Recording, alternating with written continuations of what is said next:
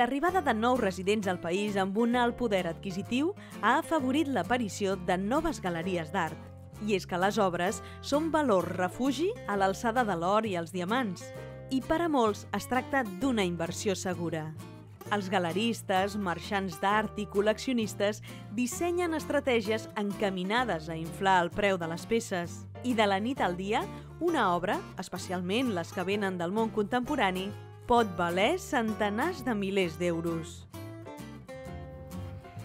Al Principat d'Andorra, una de les primeres persones que va introduir l'art contemporani va ser la galerista Pilar Riberaigua, en una època en la que aquest tipus d'obres no estaven gaire ben valorades o eren poc conegudes. Des de l'any 85, la galeria que porta el seu nom es dedica a aquest negoci havent apostat per joves artistes, però també exposant autors tan reconeguts com Miquel Barceló, Henry Moore, Miró o Picasso.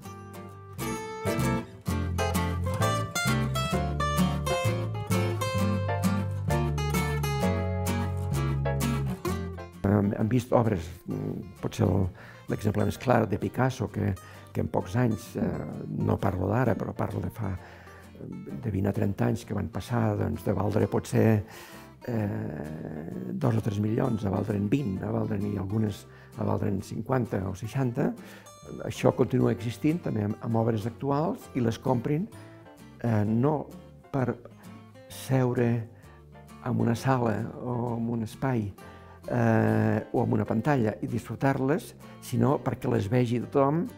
I és que les obres d'art també serveixen per demostrar la influència i el poder del seu comprador.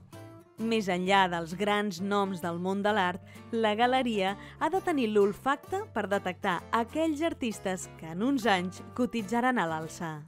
La galeria té un avantatge sobre l'artista, que és que ha vist moltes obres i molts artistes, i per tant pot tenir una idea de que una determinada obra d'una determinada dimensió, d'unes determinades característiques, no es vendrà a 20.000 euros i potser es vendrà a 15.000. Doncs l'artista en general està interessat en escoltar aquesta versió que li fa el pont entre ell i l'amant de l'art, el comprador de l'art, cosa que si no fos la galeria no el tindria. Sobretot al principi de la seva carrera, molts artistes han de pagar per exposar en un espai i s'han de fer càrrec de les despeses de promoció. Però en general és la galeria la que assumeix tot el cost, fins i tot el de l'embalatge i l'entrega de l'obra, a canvi de quedar-se amb un percentatge de les vendes. La tasca de l'artista és únicament proporcionar la seva obra. Si en té d'abundant hi pot haver una tria conjunta entre la galeria i l'artista, no solament per lo que la galeria pensi que li agrada més o que hi cabrà més a la galeria, sinó també pensant en si es vendrà o no es vendrà amb l'entorn propi de la galeria. La plataforma ArtPrice, un referent mundial sobre la cotització d'obres d'art, va revelar que el 50% de les peces venudes el 2021 va canviar de mans per menys de $1.000, el que significa que és un mercat obert a totes les butxaques. Hi ha els que aprecien enormement la feina de l'artista i que saben que la creació és un miracle de la naturalesa i que, per tant, el preu el poden acceptar més fàcilment que altres que també existeixen i que van més a buscar un objecte d'ornamentació que faci joc amb el sofà del menjador. Doncs a la galeria li toca, té aquesta feina de posar en valor l'obra creativa de l'artista, cosa que a vegades el mateix artista li sabria greu o no sabria fer. Menys comú és el cas de les galeries que financen els compradors, especialment els que són clients habituals, i la galeria Pilar Riberaigua n'és una. Tot i que pugui semblar arriscat, és una bona estratègia per incentivar la compra d'art contemporani.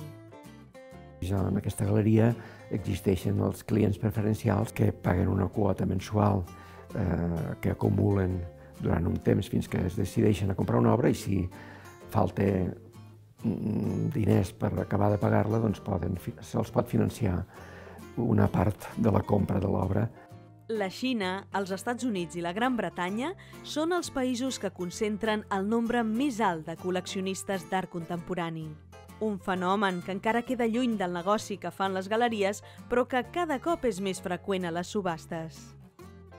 At $5 million. $5 million. $5 million, $6 million. Des de la primera venda que Sotheby's va fer d'un NFT a l'abril del 2021, la casa de subhastes ha generat gairebé $100 milions en vendes d'aquesta mena d'obres. I és qüestió de temps que la seva presència en el món de l'art s'acabi normalitzant. Tancar-se en el món de l'art és contradictori amb l'art mateix. L'art és un món, per definició, creatiu, creador, obert a les noves invencions del propi artista o dels que treballen per l'artista, els que creen suports.